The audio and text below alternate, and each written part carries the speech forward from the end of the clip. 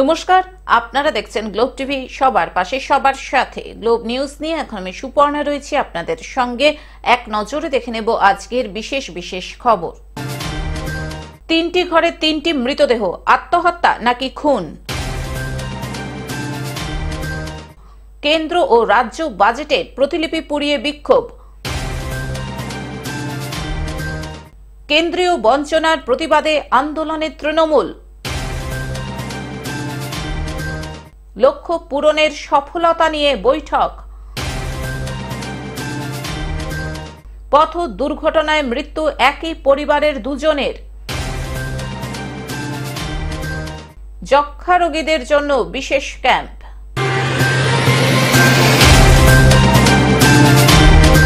আসছি বিস্তারিত খবরে।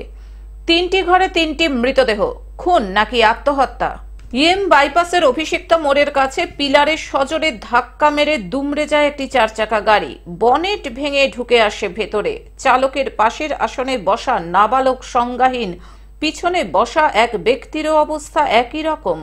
ভাঙা কাচে রক্তাক্ত চালক। তিনি জানান তাদের বাড়িতে আরো তিনজনের মৃতদেহ আছে। তারা নাকি আত্মহত্যা করতে বেরিয়েছেন। পুলিশ ট্যাংরার অটলছুর রোডে তাদের চারতলা বাড়িতে পৌঁছে ভিতরে ঢুকে দেখেন একতলার তিনটি পৃথক ঘরে তিনজনের মৃতদেহ পড়ে রয়েছে। পুলিশ কমিশনার মনোজ বর্মা জানান, এটি আত্মহত্যা নাকি খুন তা খতিয়ে দেখা হচ্ছে।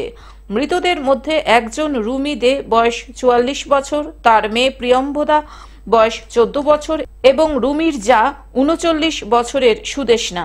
তাদের গলায় এবং কবজিতে কাটা দাগ পাওয়া গেছে। তদন্তকারীরা জানান, অভিষিক্তা মোড়ে যে গাড়িটি পিলারে ধাক্কা মারে তার চালক ছিলেন রুমির স্বামী, বছর 50-এর প্রসূন কুমার দে। পাশে সুদেশনার নাবালক ছেলে এবং পিছনে সুদেশনার স্বামী, বছর 44-এর প্রণয়। Three deceased person, two female of 39 years and 43 years and ekjaner 15 years. So there are injuries on throat and wrist of two persons, and ekjaner injury ache, bruises on lips and nasal region, minor gun. ভিতরে আর কি কি injury আছে and corresponding injury কিছু যদি থাকে তো সেটা পোস্টমর্টমের পরে ভালো করে বোঝা যাবে। মৃত রুমির বাবার অভিযোগের ভিত্তিতে অজ্ঞাত পরিচয় এক ব্যক্তির বিরুদ্ধে খুনের মামলা রুজু করেছে ট্যাংরা থানার পুলিশ। আজ তিনটি মৃতদেহের ময়না তদন্ত করা হবে। কেন্দ্র ও রাজ্য বাজেটের প্রতিলিপি পুড়িয়ে বিক্ষোভ। কেন্দ্র ও রাজ্য বাজেটের প্রতিলিপি পুড়িয়ে বিক্ষোভ all India United trade union centre কর্মী সমর্থকদের। মিড ডে মিল কর্মীদের ভাতা বাড়ানো, 100 দিনের জব কার্ড হোল্ডারদের 200 দিনের কাজ, প্রতিদিন 600 টাকা করে মজুরি সহ একাধিক দাবিতে উত্তর 24 পরগনার বসিরহাট মহকুমার বসিরহাট বিডিও অফিসের সামনে ইটিন্ডা রোডে কয়েকশো জব কার্ড উপভোক্তা মিড ডে মিলের কর্মীরা রাস্তায় দাঁড়িয়ে প্রতিবাদ বিক্ষোভ কর্মসূচি পালন করেন। সম্প্রতি কেন্দ্র ও রাজ্যের সর্বনাশা জনবিরোধী বাজেটের প্রতিলিপি পুড়িয়ে বিক্ষোভে নামেন তারা। আমরা এআইইউটিউসি শ্রমিক সংগঠনের পক্ষ থেকে 7 দিন দাবি দিবস 11 থেকে 17 পর্যন্ত দাবি সপ্তাহ পালনের যে আহ্বান করেছিলাম, সেই আহ্বানে আমরা আজকে সাড়া দিয়ে আমরা এখানে বিক্ষোভ দেখাচ্ছি। 7 দিন ধরে তারা দাবি সপ্তাহ দিবস পালন করছেন।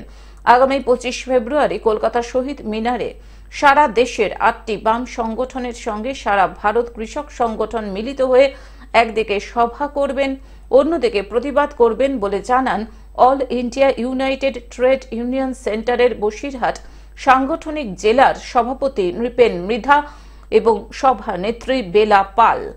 আমাদের প্রথম দাবি হচ্ছে শ্রমিকের অর্জিত সংগ্রামের মধ্য দিয়ে অর্জিত যে আইন ছিল তাকে ভেঙে দিয়ে 4টি কালা শ্রম কোডে পরিণত করছে সরকার এদেশের শিল্পপতিদের স্বার্থে।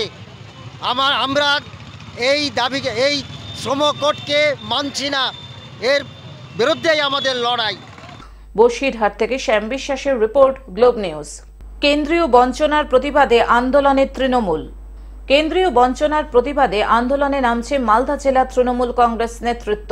আগামী 27 তারিখ এই মর্মে মালদা শহর জুড়ে এক মহা মিছিলের ডাক দেওয়া হয়েছে। জেলার প্রত্যেকটি ব্লক থেকে তৃণমূল কংগ্রেস কর্মীরা এই মহামিছিলে অংশ নেবেন। তারই এক প্রস্তুতি সভা অনুষ্ঠিত হয়ে গেল ইংলিশ বাজার ব্লকের মহদীপুর অঞ্চলের গৌড় এলাকায়। 5 শতাধিক তৃণমূল কংগ্রেস কর্মী অংশ নিয়েছিলেন এই প্রস্তুতি সভায়। এদিন এই প্রস্তুতি সভার মধ্য দিয়ে আগামী 27 তারিখ জেলা তৃণমূল কংগ্রেসের ডাকে মহামিছিলে অংশ নেওয়ার আহ্বান জানান উপস্থিত ইংলিশ বাজার পঞ্চায়েত সমিতির সদস্য তথা সমাজসেবী বাপি ঘোষ। মূলত তার নেতৃত্বেই এই প্রস্তুতি সভার আয়োজন করা হয়েছিল এদিন। তিনি জানান, জেলার সভাপতি আব্দুর রহিম বকশির নেতৃত্বে এই মহামিছিল সফল করতে এবং মালদা জেলা পরিষদের সভাপতি লিপিকা বর্মন ঘোষ এবং সাধারণ সম্পাদক প্রসেনজিৎ ঘোষের উদ্যোগে আমরা এই প্রস্তুতি সভা করলাম মহদীপুর অঞ্চলের গৌড় এলাকায়। আজকে আমরা কেন্দ্র সরকারের বঞ্চনার বিরুদ্ধে প্রস্তুতি সভা করছি, যেটা মালদায় 27 তারিখে আমাদের মালদা জেলার নেতৃত্বে যে ডাক দিয়েছে মালদা জেলার প্রেসিডেন্ট রহিম বক্সি সাহেব ও আমাদের সভাধিপতি লিপিকা বর্মন ম্যাডাম আর আমাদের সাধারণ সম্পাদক প্রসেনজিৎ ঘোষ, তার নেতৃত্বে আমরা আজকে মহদীপুর অঞ্চলে গৌড় পার্টে প্রস্তুতি সভার আয়োজন করেছি। কতজন লোকজন এসছে? এখন আমার এখানে 500 জন লোক উপস্থিত আছে। কি করবেন আপনারা? আমরা এখন এই প্রস্তুতি সভায় আগামী দিনে যে 27 তারিখ বৈকাল 3 ঘটিকায় মালদা জেলা কলেজ মাঠের আয়োজন আছে, আমরা 1000-2000 লোক নিয়ে ওই মিছিলে উপস্থিত থাকব। মালদা থেকে অভিষেক দাসের রিপোর্ট, গ্লোব নিউজ। লক্ষ্য পূরণের সফলতা নিয়ে বৈঠক। বুধবার AWPL সংস্থার পূর্ব বর্ধমান জেলার কাটোয়া ইউনিটের পক্ষ থেকে লক্ষ্য পূরণের সফলতা নিয়ে একটি বৈঠক অনুষ্ঠিত হল কাটোয়া রবীন্দ্র ভবনে। অনুষ্ঠানে উপস্থিত ছিলেন স্বাস্থ্য বিষয়ক এক্সপার্ট শ্যামল চক্রবর্তী, কাটোয়া ইউনিটের প্রধান তারক দাস, রাজ্য রক্তদান আন্দোলনের কর্মী জয়দেব দত্ত, বিদ্যুৎ দাস সহ অন্যান্যরা। বিনা মেডিসিনে কিভাবে ভালো রাখা যায় সহ বিভিন্ন বিষয় নিয়ে এদিন নারী শক্তি গ্রুপের মহিলা সদস্য ও বেকার ছেলেদের নিয়ে আলোচনা করা হয়। আজকে আমাদের AWPL এর একটা অনুষ্ঠান চলছে কাটোয়া রবীন্দ্র ভবনে। আমরা AWPL সিস্টেমে বিগত 2 বছর কাজ করছি এবং 2 বছর কাজের যে ব্যবধানে অনেক ছেলে মেয়ে কর্মসংস্থান তৈরি হয়ে গেছে এবং সেই জায়গায় আজকে একটা সাংস্কৃতিক অনুষ্ঠান নিয়ে সবাইকে নিয়ে আমাদের গুরুজি আজকে উপস্থিত ছিলেন, তাই আমরা একটা রবীন্দ্র মঞ্চে প্রোগ্রাম করলাম। এই প্রোগ্রামে সবাই আসতে পেরে খুব আনন্দ উপভোগ করছে এবং সবাই আনন্দিত এবং আমরা গর্বিত যে না AWPL নামক যে সিস্টেমে আমরা কাজ করছি, এই সিস্টেম থেকে অনেক ছেলে মেয়ে যে কর্মসংস্থান তৈরি হচ্ছে তাতে তারা খুশি এবং আমরা খুশি। AWPL সংস্থার পক্ষ থেকে হাজার হাজার বেকার ছেলে ও মেয়েরা কর্মসংস্থানের দিকে এগিয়ে চলেছে। এই সংস্থার প্রধান লক্ষ্য হল রোগ মুক্ত মানুষ, বেকার মুক্ত ভারত তৈরি করার। এই সংস্থার কাটোয়া ইউনিট 2 বছরে পড়ল। এই উপলক্ষে একটি সাংস্কৃতিক অনুষ্ঠানের আয়োজন করা হয়। অনুষ্ঠানে হাজির হয়েছিল বিভিন্ন জেলার ছেলে মেয়েরা। আমাদের সংস্থা AWPL 10 বছর পেরিয়ে 11 বছর অলরেডি রানিং। কাটোয়ার বুকে তো আমরা প্রায় 2.5 বছর হলো, 2 বছর প্লাস আমরা কাটোয়ায় এটা নিয়ে এসেছি AWPL কে এবং আজকের ডেটে হাজার হাজার মানুষকে আমরা সুস্থ করতে পেরেছি। আজকে প্রায় 10 থেকে 11,000 ছেলে মেয়ের কর্মসংস্থানের জায়গা করতে পেরেছি AWPL এর হাত ধরে। লক্ষাধিক মানুষ বিনা মেডিসিনে কি করে ভালো থাকবে তার প্রশিক্ষণ নিয়েছে, বিভিন্ন প্রোগ্রামে এসেছে এবং তারা আজকে যথেষ্ট ভালো আছে এবং সুস্থ আছে।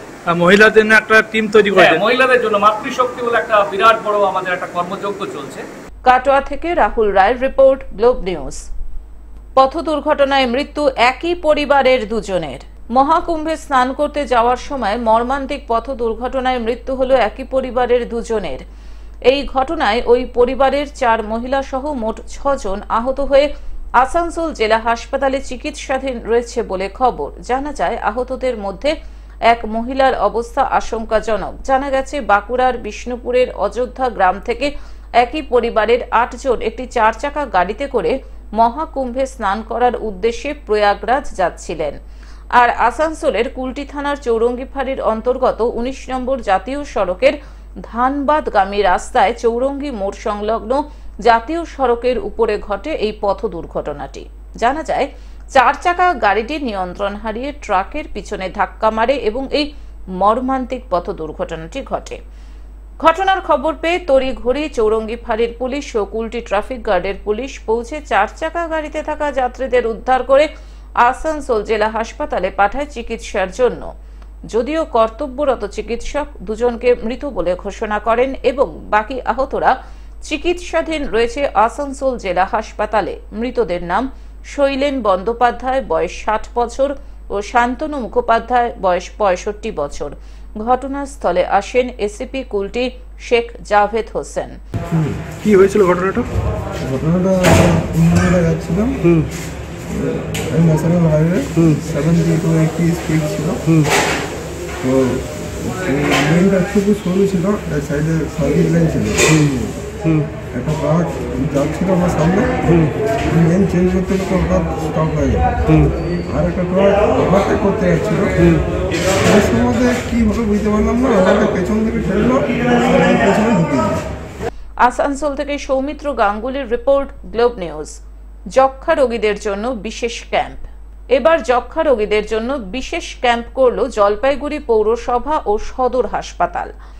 সম্প্রতি জলপাইগুড়ি পৌরসভার 7 নম্বর ওয়ার্ড ও 17 নম্বর ওয়ার্ডে যে সমস্ত ইসলাম ধর্মাবলম্বী মানুষ বসবাস করেন তাদের জন্য স্বাস্থ্য পরীক্ষা শিবির ছাড়াও বিশেষভাবে যক্ষা রোগীদের জন্য চিকিৎসার বন্দোবস্ত করা হয়।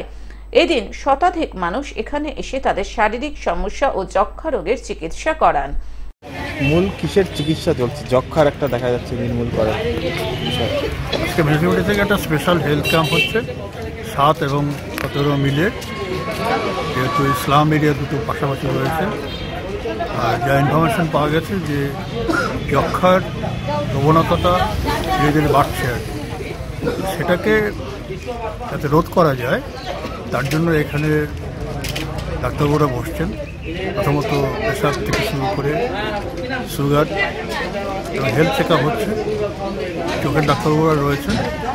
মূলত একটা প্রিভেন্টিভ ব্যাপার, এই যক্ষা যতটুকু এখানে এখন অবধি যা রিপোর্ট আছে যাতে না বাড়ে আর কি, তার জন্য ডাক্তারবাবু যেমন বর্তমানে দেখছেন এবং ট্রিটমেন্ট করছেন এবং আমাদের সব থেকে ওষুধও দেওয়া হচ্ছে, যাতে প্রিভেন্টিভ মেজার নেওয়া যায়, যাতে স্প্রেড না করে, তার জন্য বিশেষ ক্যাম্প করা হয়েছে।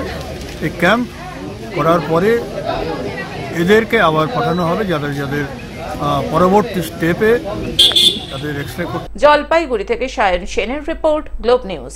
টেলিভিশন ছাড়াও গ্লোব টিভি এখন সমস্ত সমাজ মাধ্যমে উপলব্ধ। বিস্তারিত জানতে ফোন করুন আমাদের টোল ফ্রি নম্বর 1800891974 এ। এছাড়াও লগ ইন করতে পারেন আমাদের ওয়েবসাইট www.globetv.in।